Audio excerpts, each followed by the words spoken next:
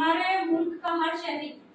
चाहे वो छोटा बच्चा हो या औरतें हो या बच्चियां हो, उनके अंदर क्या है ग़िज़ाइयत के मुताल्लिक़ से क्या है मालूमात देना है, ताकि उनको ये मालूम हो कि हम जो रोज़ाना मुतवाज़िन ग़िज़ा खा रहे हैं, हम जो ग़िज़ा खा रहे हैं उसमें क्या क्या मौजूद है, वो खाने से हमारे जिस्म को क्या फ़ायदा है, उससे क्या हासिल होता है हमारे को, इसके फ़ायदे बच्चियों को और हामिल औरतों को, दूसरे दीगर औरतों को और दीगर शहरियों को बताने के लिए क्या है इस पोषण अभियान का प्रोग्राम क्या है मुनक़िद किया गया है। तो सबसे पहले क्या है हमारे हिंदुस्तान के वज़ीर आज़म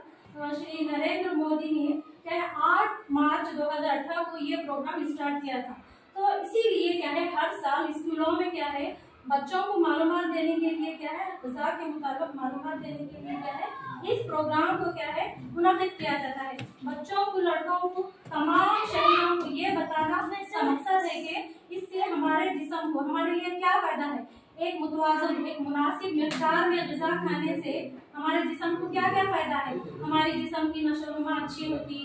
हमें क्या है दूसरी बीमारियों से क्या है दूर रहते। जब हम बैलेंस डाइट करते तो हम क्या है उसकी वजह से हमारे अंदरूनी आज़ा, हमारे बैरूनी आज़ा